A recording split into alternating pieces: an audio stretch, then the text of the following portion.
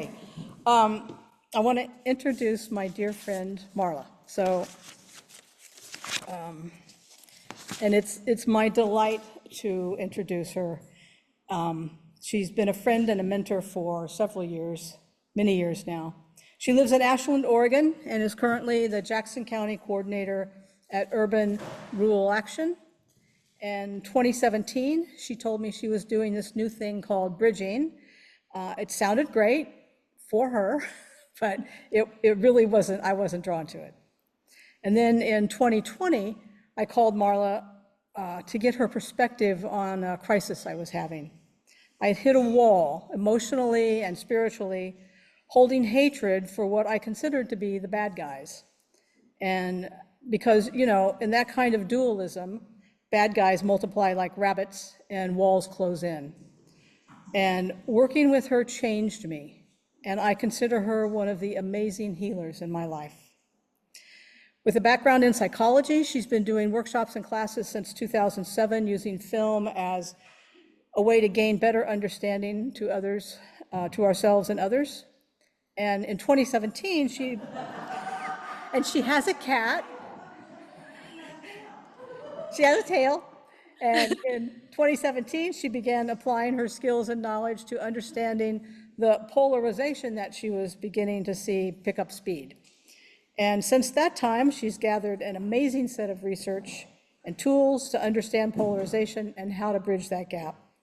She continues to teach classes and do workshops on bridging, and she is here today to share some basics with us. Thank you, Marla. Thank you so much. First, I want to thank you, Barbara, for making this happen, and Reverend Curran for accepting your invitation. And I'm very moved to be here. And thank you all in person and online. And this cat really, really wants to be part of this.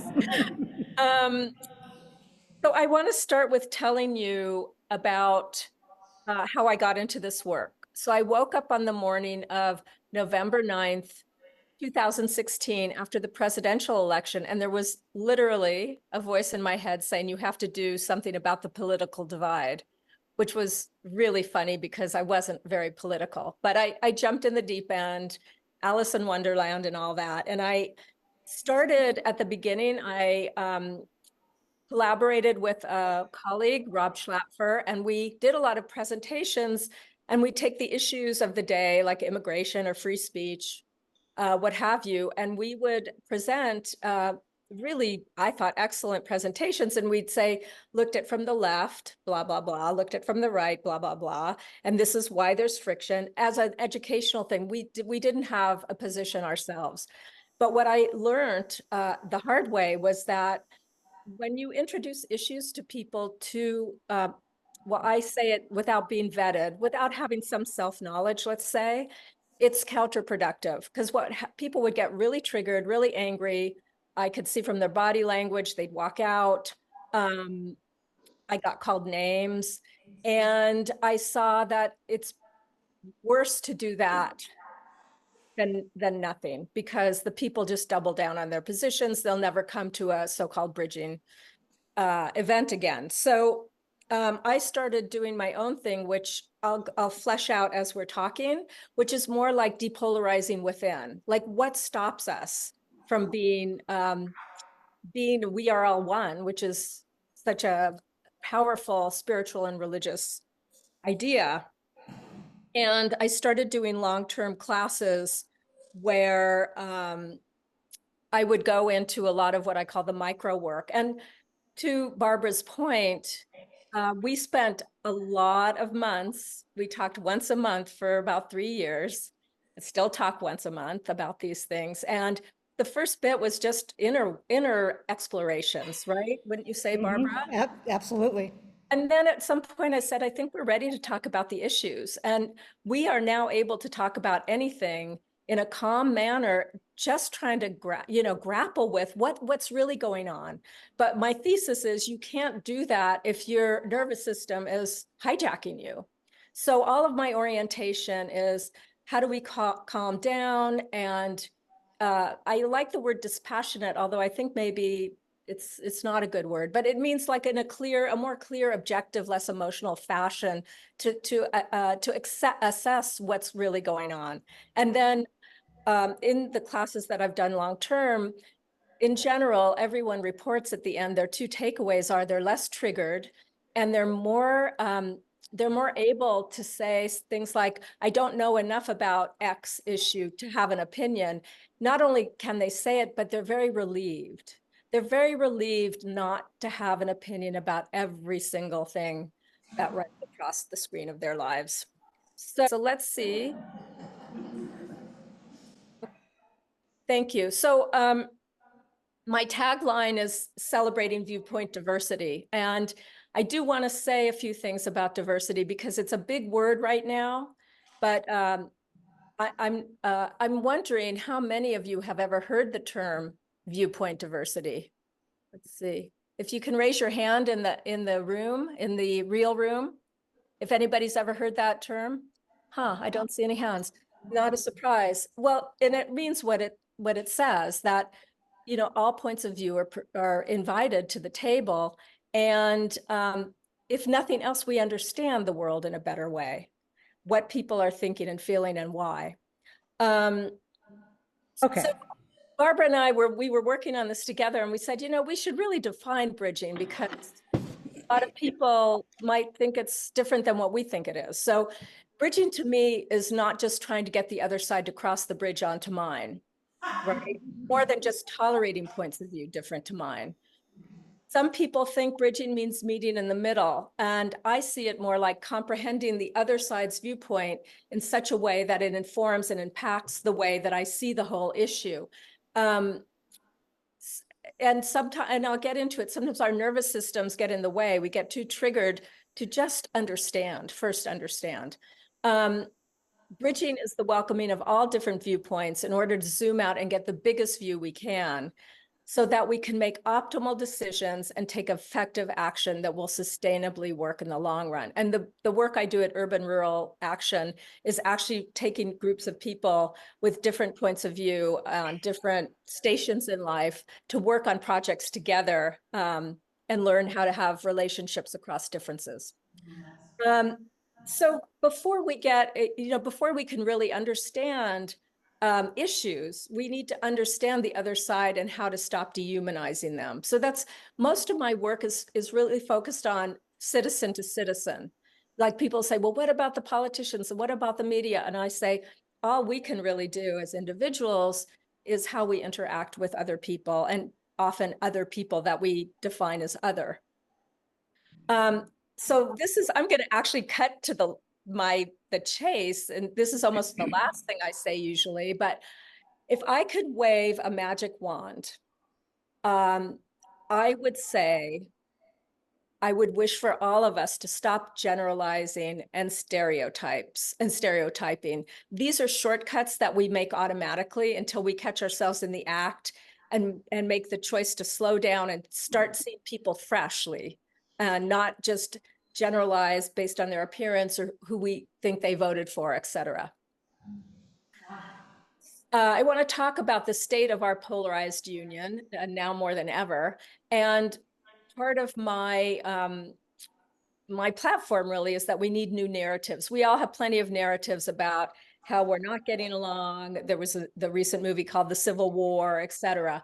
But I follow studies and polls really carefully, and consistently over different studies, they're really finding that it's only 15–20% of both sides that are the extreme hyperpolarized people. And they're the ones that are influencers, and they're in media, and they're in positions of power. And they have termed the 80% they call them the exhausted majority. And I've heard them also called the exhausted silent majority, or even there's a group that works with bridgers in colleges and universities, and they're now calling it the hopeful majority, which I prefer.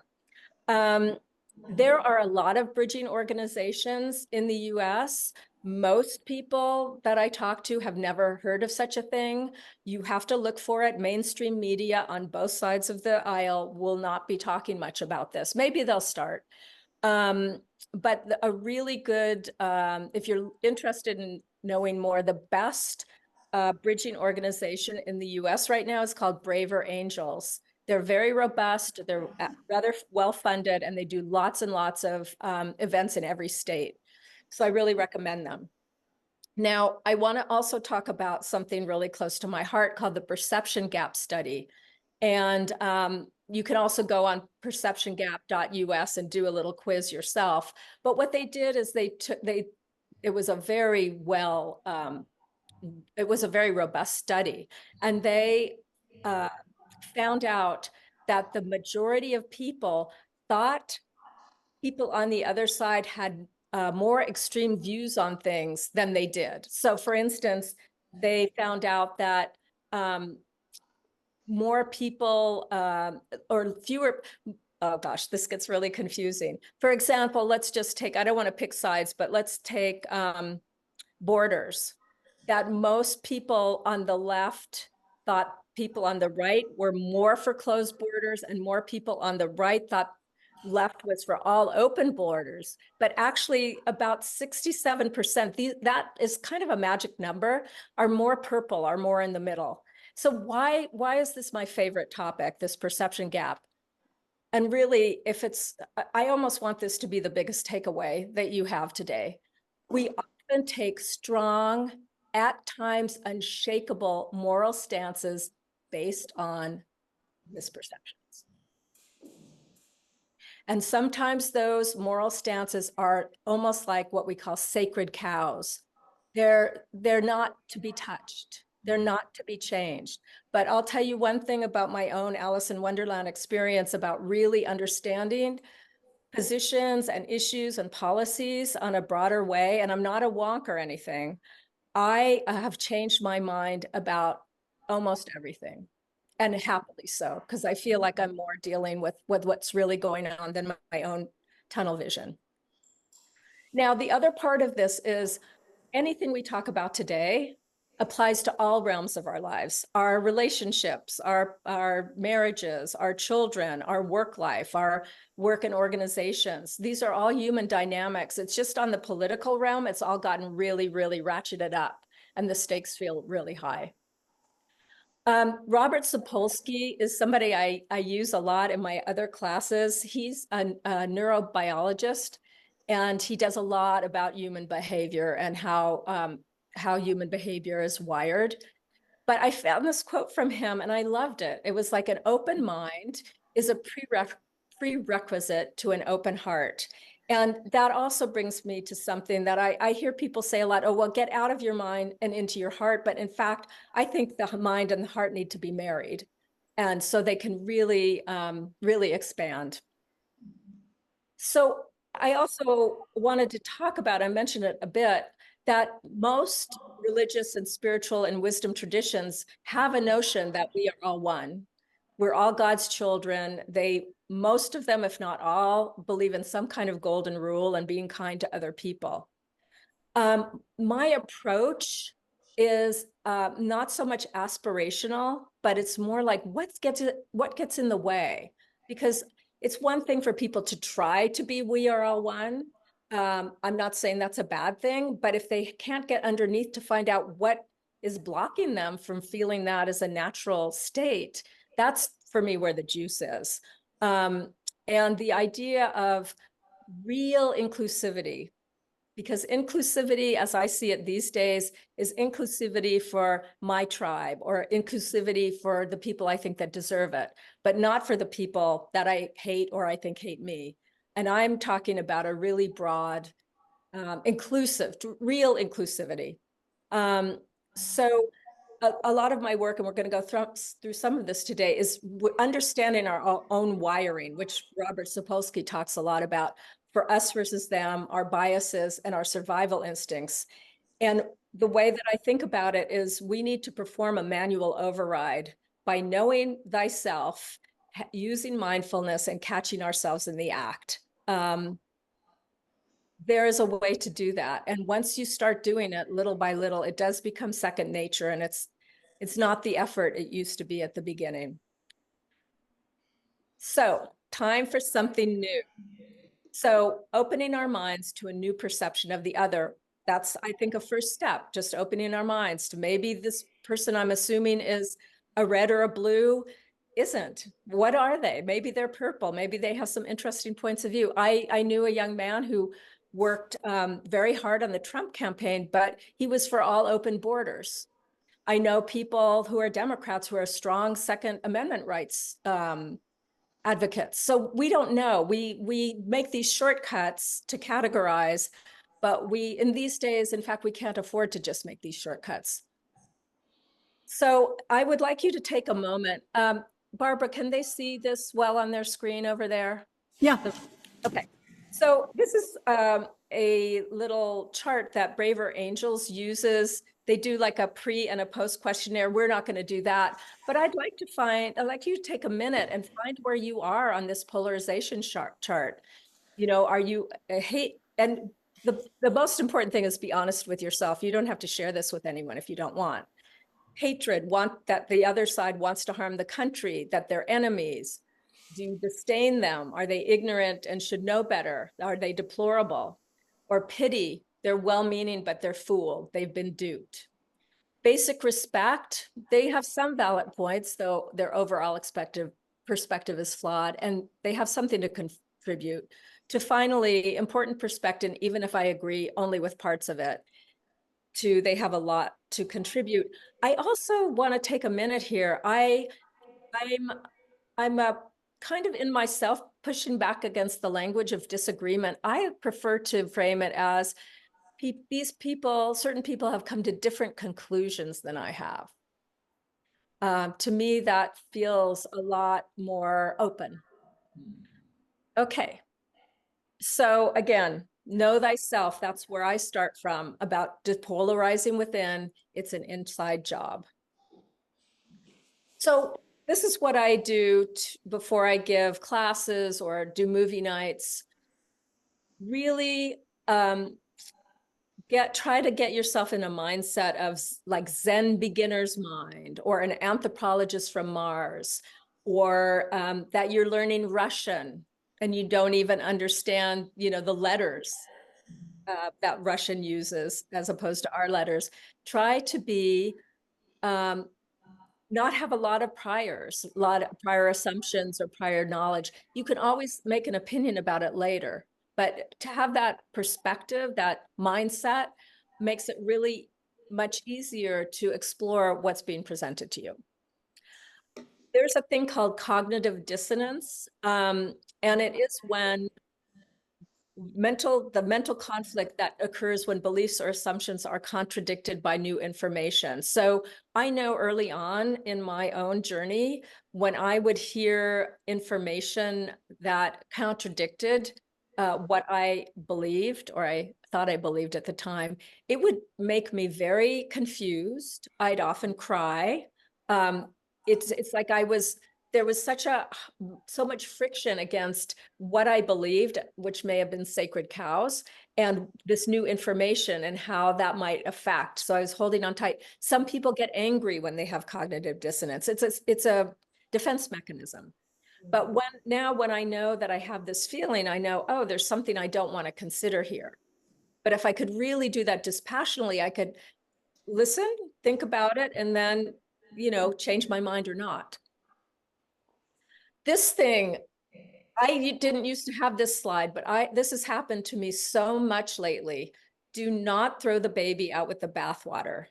Don't discard something valuable along with something unfavorable. So I've had honestly, a couple times in my recent classes where, and I've said this slide, I've showed them this slide.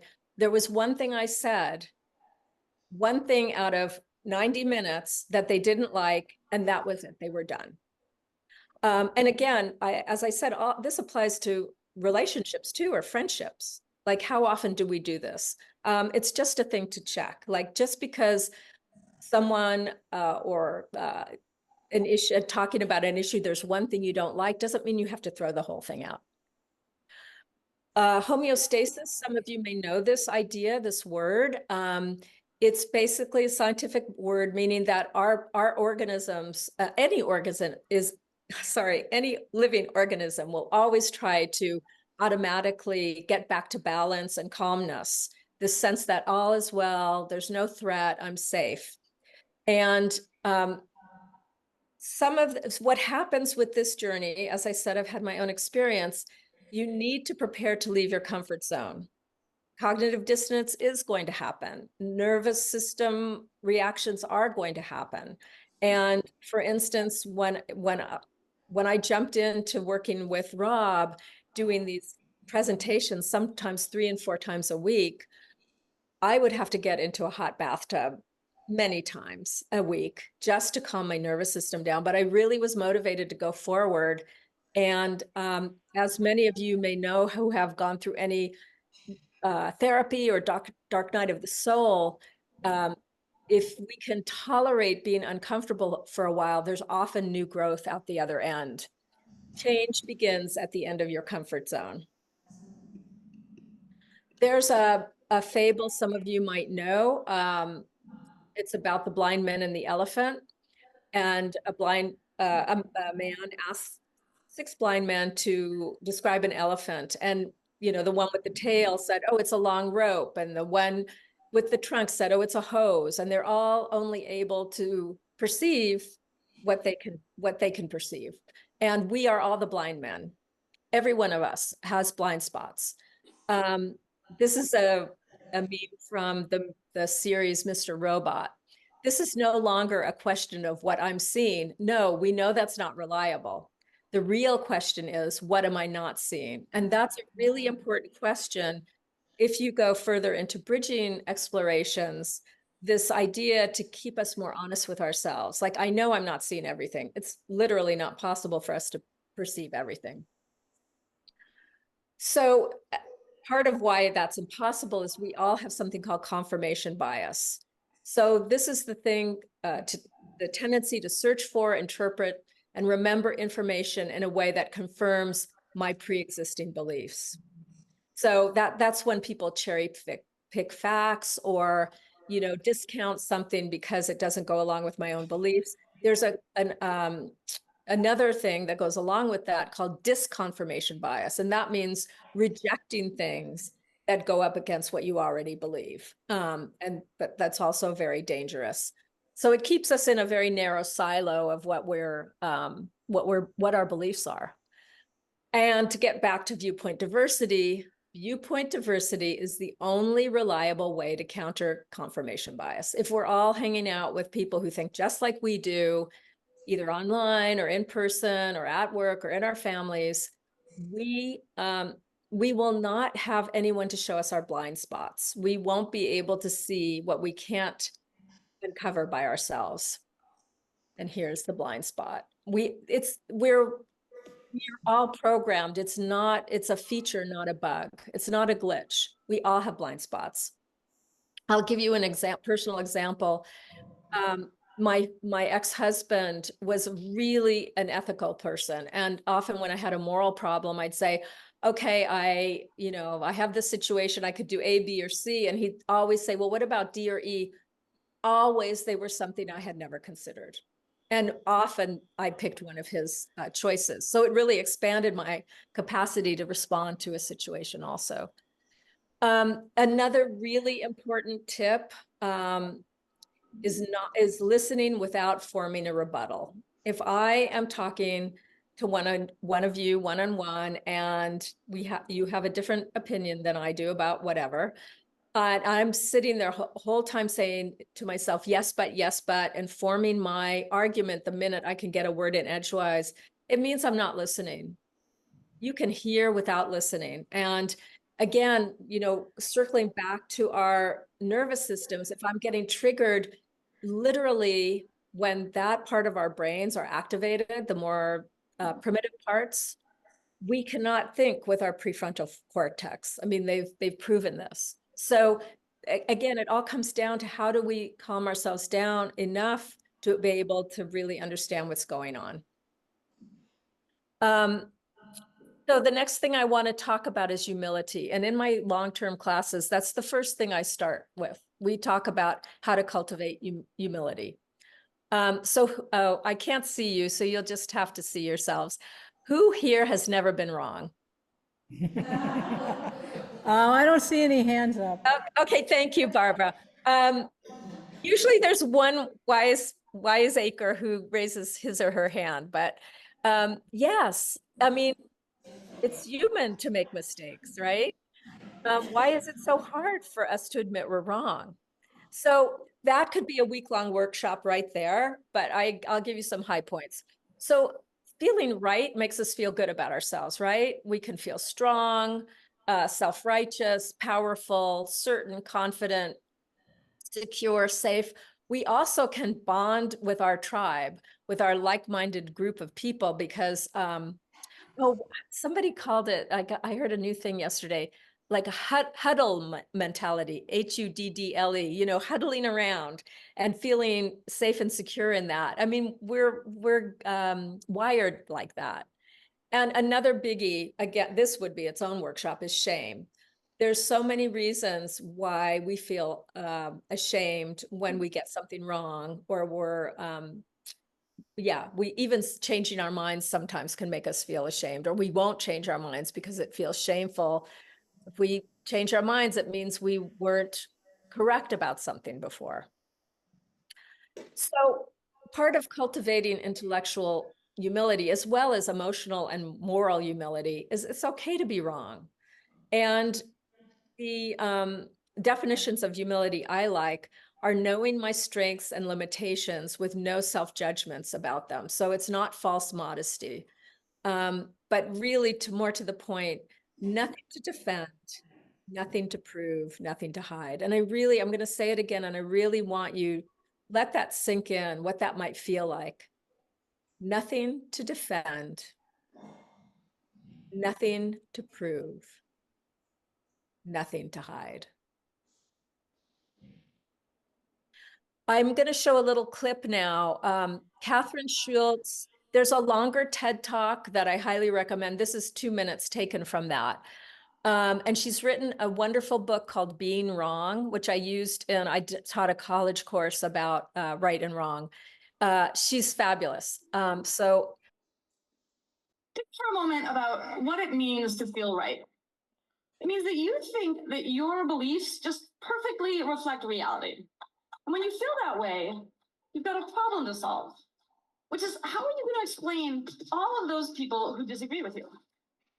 It turns out most of us explain those people the same way, by resorting to a series of unfortunate assumptions. The first thing we usually do when someone disagrees with us is we just assume they're ignorant. They don't have access to the same information that we do, and when we generously share that information with them, they're going to see and come on over to our team.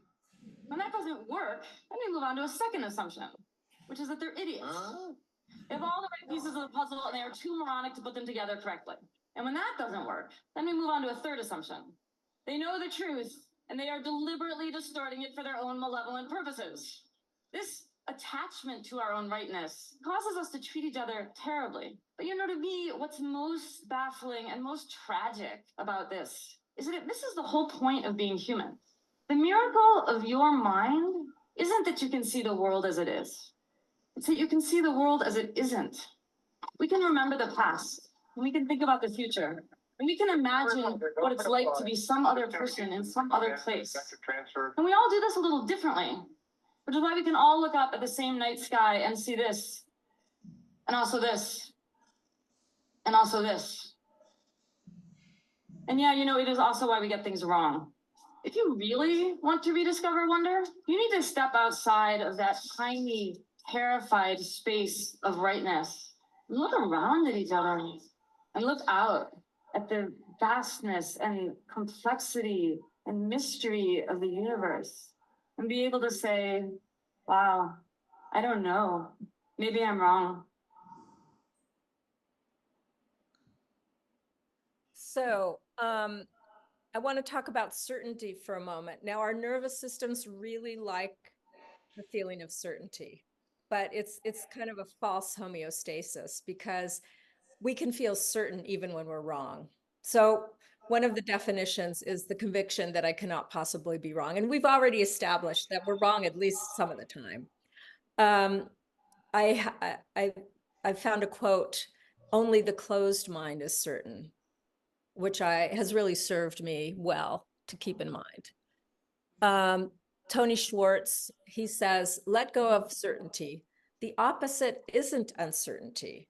It's openness, curiosity, and a willingness to embrace paradox rather than choose up sides. There's a point I want to bring in here in terms of, this whole thing of how to build a bridge. This is our main topic. There's something called psychological splitting that some of you may know about. I almost want to say this is the foundation of all the problems with polarization. That's probably not true, but it's pretty close to being the foundation. This is a thing we do. It's a shortcut. We're wired to do it. I'm right, you're wrong. I'm team good, you're team evil. And what it is like making things either or. It's this or that instead of both and, like I'm right sometimes and I'm wrong sometimes, that kind of thing. And one of the tips to take away from today is to nudge ourselves towards nuance. And one of the ways I started doing that is when I found myself saying early on, for example, I don't want to pick on anybody. I'll pick on women, maybe that because I'm a woman. Women are X. I would catch myself and say, some women are X. And it's a wonderful thing to do. It gets your nervous system more used to nuance. It also, it's a self-checking thing. Yeah, like, of course, not all one group is all the same all the time. It also signals to the other person, especially if you're in one of the groups there that you're talking about, that you're not saying everyone is like that in the group. It's a really important thing. And again, this works in relationships. I'm right, my husband's wrong, for example. It works all across the board. And what it does, what I didn't say before, is the best thing about me doing this work when I started 7 years ago is I feel so personally enriched. I feel like I'm a better person, but I'm a more expanded person. Maybe that's the best way to put it. Malcolm Gladwell, who some of you might know, he's a contemporary writer. He writes really fabulous essays. I love this. I feel I change my mind all the time. And I sort of feel that's your responsibility as a person, as a human being, to constantly be updating your positions on as many things as possible. And if you don't contradict yourself on a regular basis, then you're not thinking. Now, Barbara, I'm going to spring this on you. I just want to use our process as an example, because at the beginning of our talks, I hope you don't mind me saying this, you No, weren't, yeah.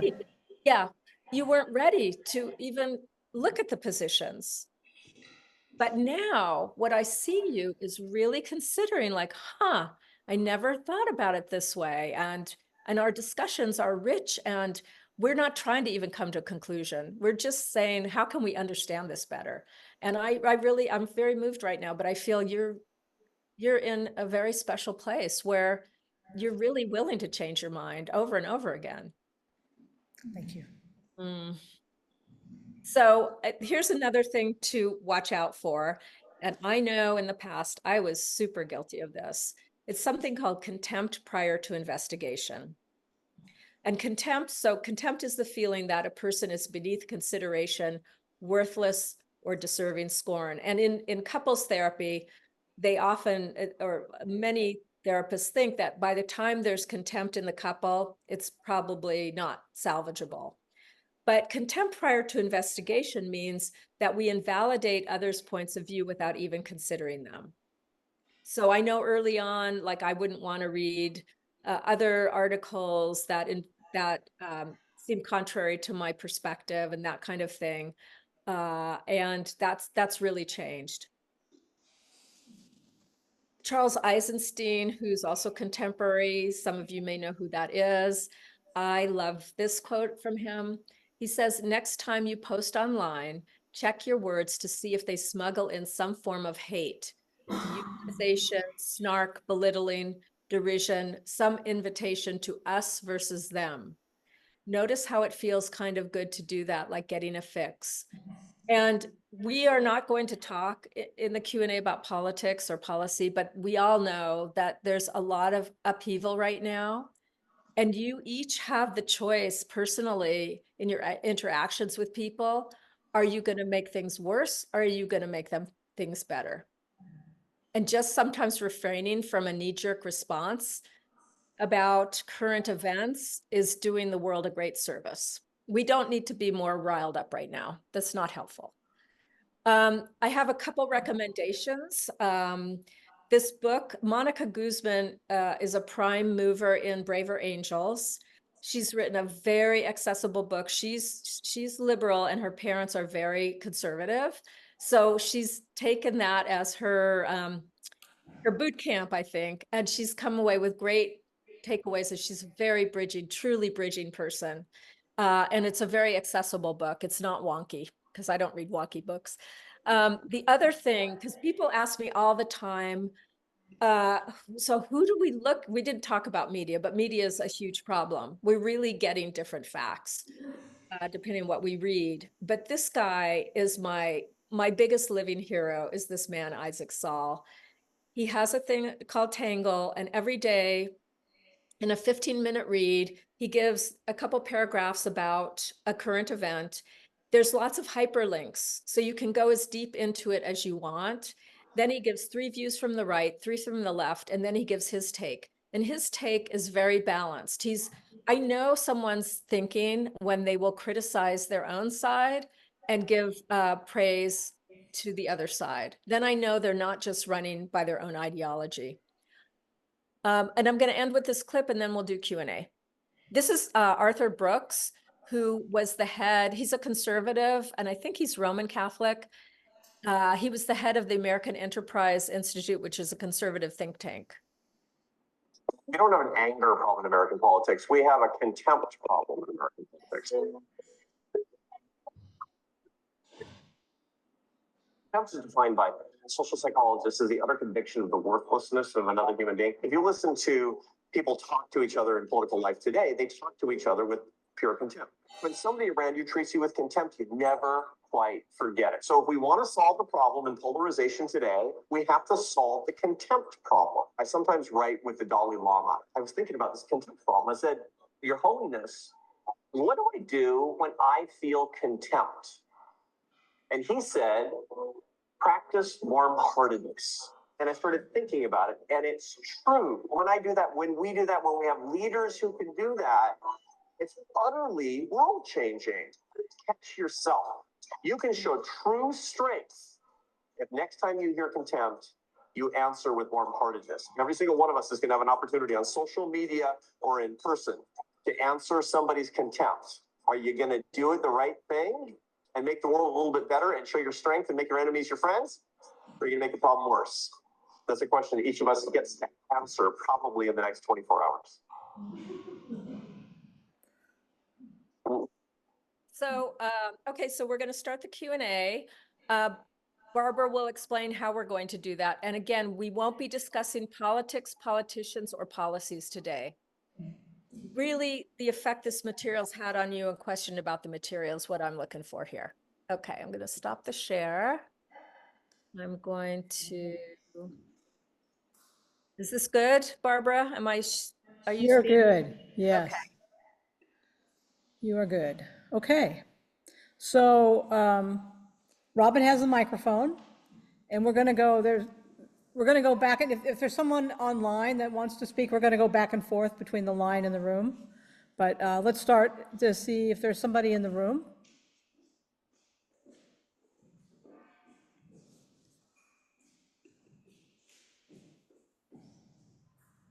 Thank you so much. That was fantastic.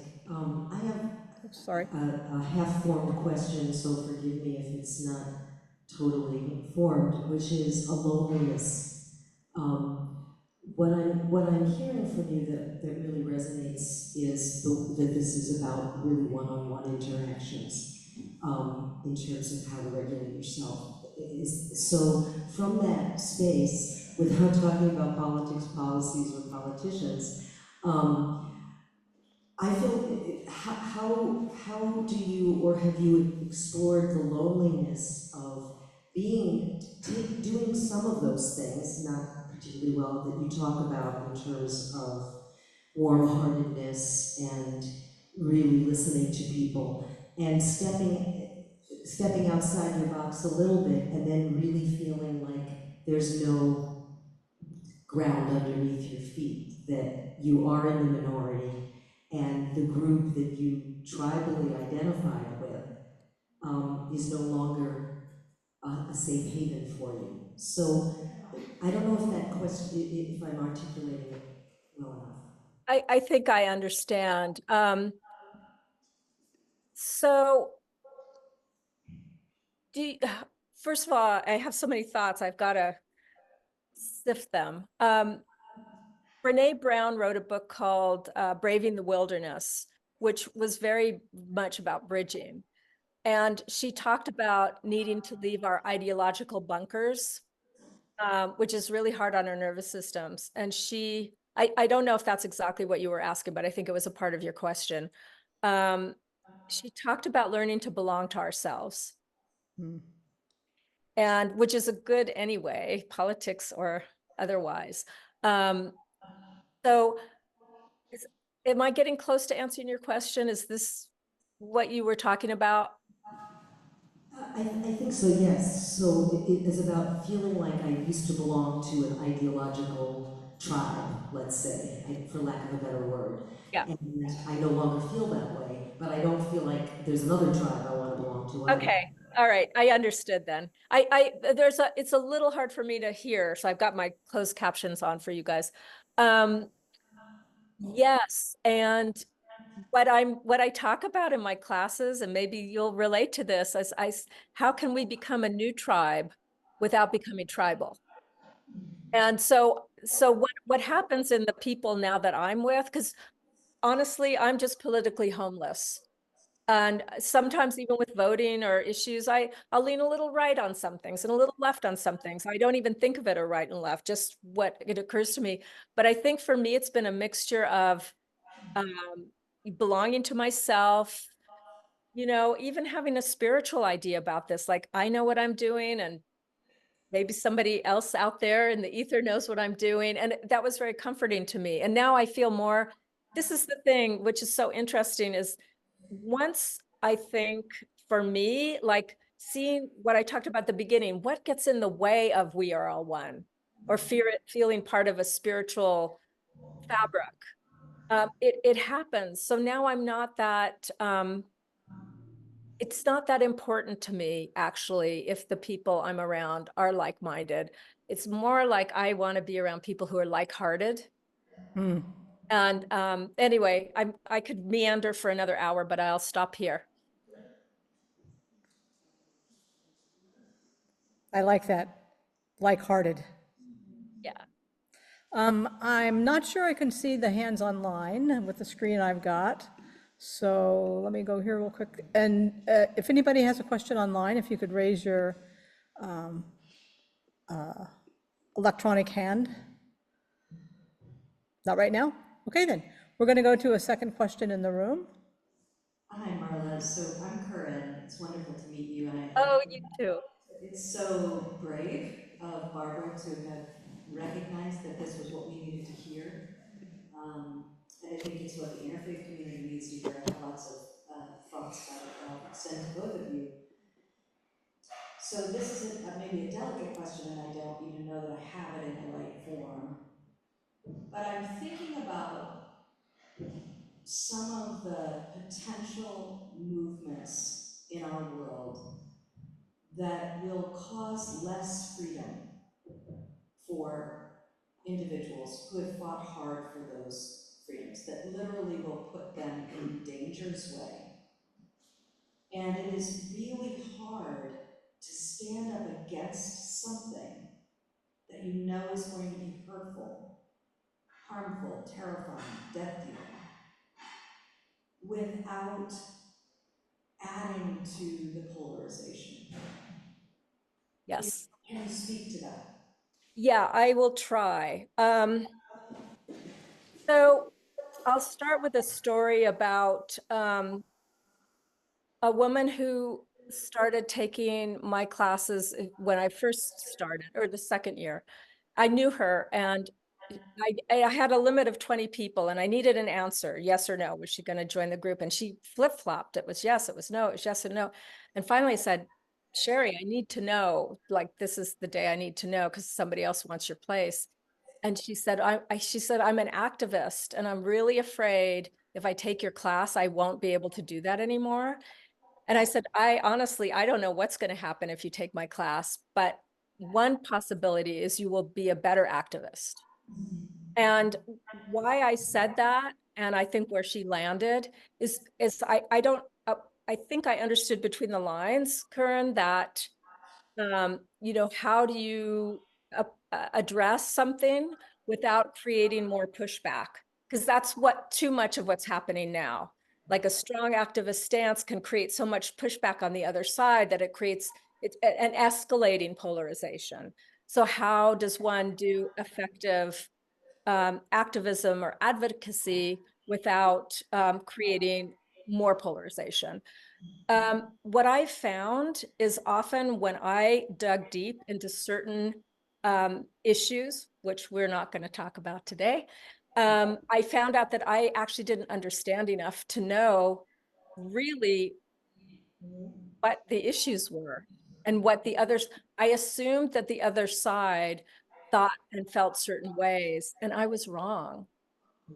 But see, it's like a Gordian knot, because when I was so triggered by just hearing an opposing idea, I couldn't understand what the bigger issue was. I couldn't really understand the concern of the people. So on all the issues that I think you're talking about, the kinds of issues, I see it differently. And therefore, when I talk to people who, well, I don't have opposing ideas so much anymore, but at the beginning, I was more able to hear them and actually see, like, say things like Monica Guzman's book, like I never thought about it that way, or I didn't understand that part of the equation. And in my other classes, I talk a lot about unintended consequences. And when we look at problems as simple, when they're really, really complex, we tend to filter out all kinds of mitigating circumstances. I hope that answered or helped you partway, but I'd love, if you want to get in touch and we can have virtual coffee, I'd be happy to talk to you about any of this. Okay, we're gonna look again online. Gallery. Okay, Mike, Yes, go I'm ahead. sorry, I couldn't find the That's digital. okay. So, so Marla, I've based on your recommendation, I've been listening to or reading Tangle News for some time now, and it's been very helpful in understanding the viewpoints of the other side. The one thing that I'm still struggling with is coming to the conclusion that the other side is living in fear. I know I live in fear, but my conclusion is they are also living in fear, and that's the reason they have. So I'm trying to overcome that conclusion. But I think that's an accurate conclusion because, well, I didn't talk a lot about this. In trying to do things in a half an hour, I had to cut things out. But what I didn't talk about is how we are really run by our survival mechanisms. And your side, my side, you know, the kid on the street, our partners, people at work, because we're wired, it's called a negativity bias too. We're wired to be aware of danger more than they're looking for the good stuff, right? And this is why news really feeds into our survival instincts. So now you're reminding me that one person in a talk years ago said, well, how do you talk to somebody who has opposing ideas that feel threatening to you? And I said, I really bring it back to everyone wants to feel safe. Everyone, even if the guy across from me is yelling at me, he's trying to get homeostatic. He's trying to feel safe. And I cower. That's my thing. I'm changing that. But because I feel more safe, you know, kind of this ties into Curran's point too, and another point, like that sense of belonging to myself also makes me feel calmer and more homeostatic. So I think it's actually, unless I'm misunderstanding you, it's kind of helpful for me to understand that everyone's afraid. Yeah, and perhaps what I've been trying to do is feel empathy for that fear, you know, because I have that fear, um, and so I know what it feels like. So Right. when I encounter somebody that has on the other side that has that fear, I'm trying to develop empathy for that. That's beautiful. Yeah. Yeah, that's warm-heartedness. Thank you. Good to see you here too, by the way. Okay, do we have another question in the room?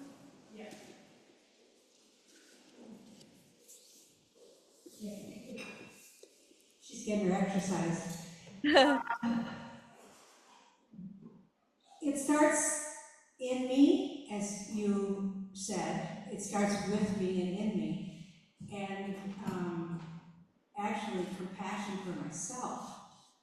And that helps me be compassionate, outgoing.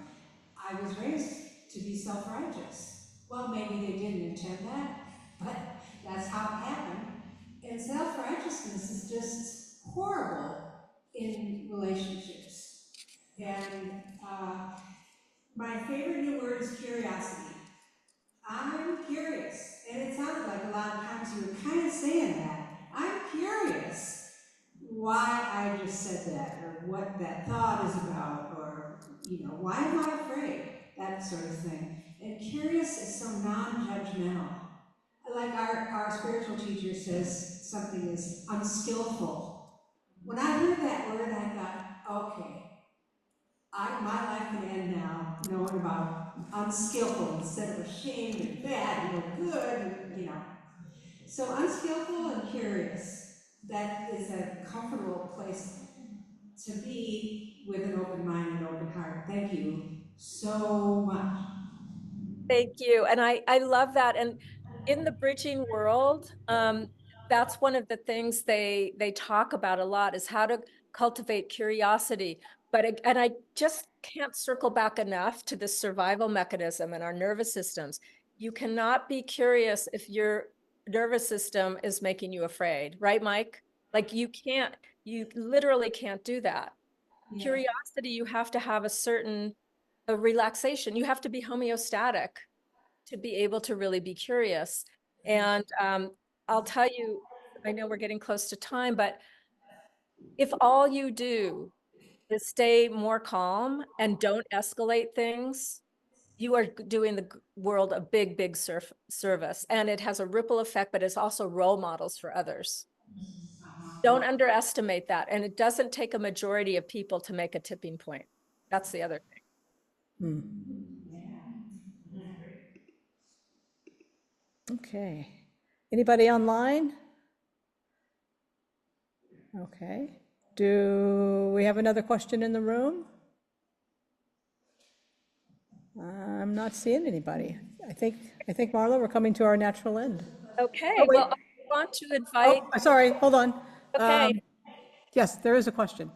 I'm sorry, Uh, Leslie, go ahead. Yeah, hi, I just want to say thank you. I can't get enough of all this great work that you're doing, and it's wonderful. I can join online, and I want to share what you do so other people can do this. And I think this is the first one that you're doing online, or that I could join, but I would join for now and forever. So just thank you for your work. Oh, Leslie, thank you so much. And I will make an announcement that I've been talking about with Barbara, but now I'm feel inspired to offer it. What I would like to do in 2025 is do a monthly class, probably 3 to 3.5 hours, probably on a Saturday morning, where we can take a year, a month at a time, and really dig deep into this. So any of you that would be, it's not a commitment, but if you just would give me a heads up that you're interested, but I love working with I would limit it to 20 people and we would work together over time. And it's my favorite way to work. So Wonderful. Thank yeah, you. I'm yeah. interested.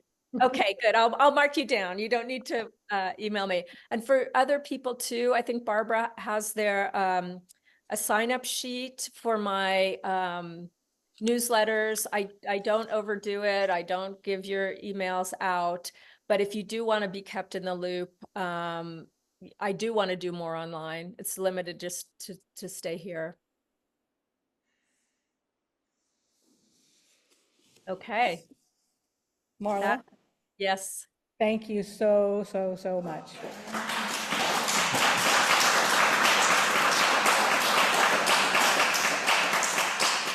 And I want to make sure to thank all of you because you being here is why I'm doing this work. The fact that people are taking their time and, you know, this is difficult to grapple with. It's not kumbaya. It's really a deep dive, but it's so enriching. And I'm so heartened that so many of you came today. So thank you. There. So, I asked if I would just kind of wrap us up here. Yeah, there you go. Right? That works. I need to go stand in the middle. Thank you, Karen.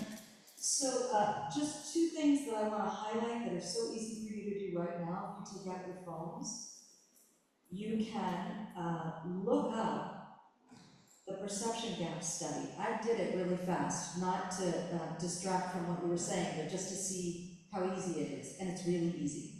So the perception gap study, you take it real fast, and it shows, I think, really important point that we are not as divided as we are led to believe, right? The other piece is to look up Tangle News. Tangle News by Isaac Salt. Look it up. You can subscribe right here, right now. And I think this is really important for faith communities to engage with a news source that isn't set out to trigger you. Tangle News. Oh, right. Tangle News. And then my favorite thing that I heard you say was, I think I understand. I think I understand. So that's my big take home. Thank you, Karen. Thank you. All right, everyone, have a wonderful rest of your day. And even if you want to get in touch just to chat with me, let's do it. Bye. Barbara, talk to you later. All right. So much. Bye.